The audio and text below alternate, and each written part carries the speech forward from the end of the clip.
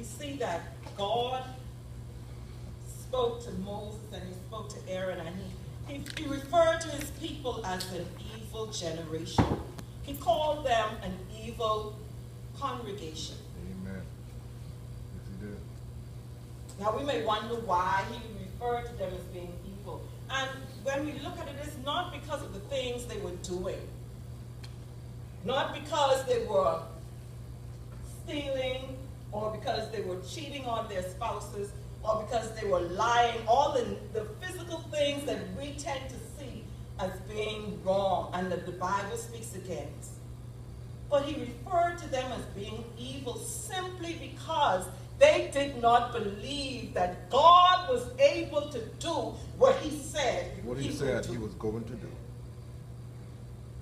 Anytime we allow ourselves to have doubt as to what God is saying to us, he then classifies that as being evil. God called them an evil generation, an evil congregation. And note here that he used the church term. So he was not talking to the world. God was talking to a people that belonged to him. So he could then say, evil congregation. One of the points that I want to point out to you today, which I will be pointing out several times, is that in the few verses that we read, we see that the first thing they did was that they spoke against God's plan and his purpose for their life. And we see point number one, that what they said, it upset God. It made God angry. How many of you know today that your mouth can keep you in trouble? Your mouth can get you in trouble. Your mouth can keep you broke. Your mouth can keep you sick. Your mouth can keep you lonely. Amen. Your mouth can keep you depressed. These situations that I just named off, they were not meant to be permanent situations, but sometimes because of our mouth, we turn a temporary situation into a permanent situation. Yes. We don't watch what we say. And it all boils down to your attitude. Your attitude, how you see things and how you speak against it, how you speak about it. You speak it on yourselves. Your mouth can cause people to stay away from you. Your mouth can also cause people to come close to you.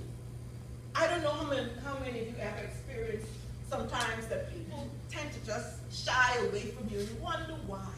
Sometimes maybe it's because of something you might have said that might have offended them, or something you might have said without even thinking what the outcome or the effect might have been. It's because of your mouth. Matthew 12:37 says that by thy words thou shalt be justified, or by thy words thou shalt be condemned. Amen. Sometimes you can be up for a promotion on a job. And you may be very well qualified. You may even be overqualified for the job.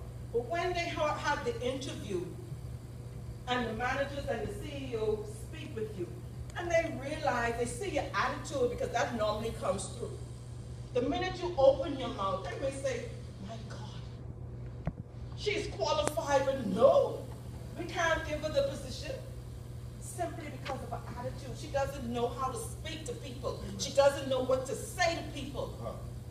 She doesn't know how to smile with people.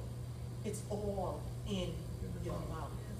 It's all in your mouth. There was a saying when I was growing up, and I think they still say it today, that if you don't have anything good to say, then don't say nothing at all. Jesus put it like this: my words are spirit and they are life.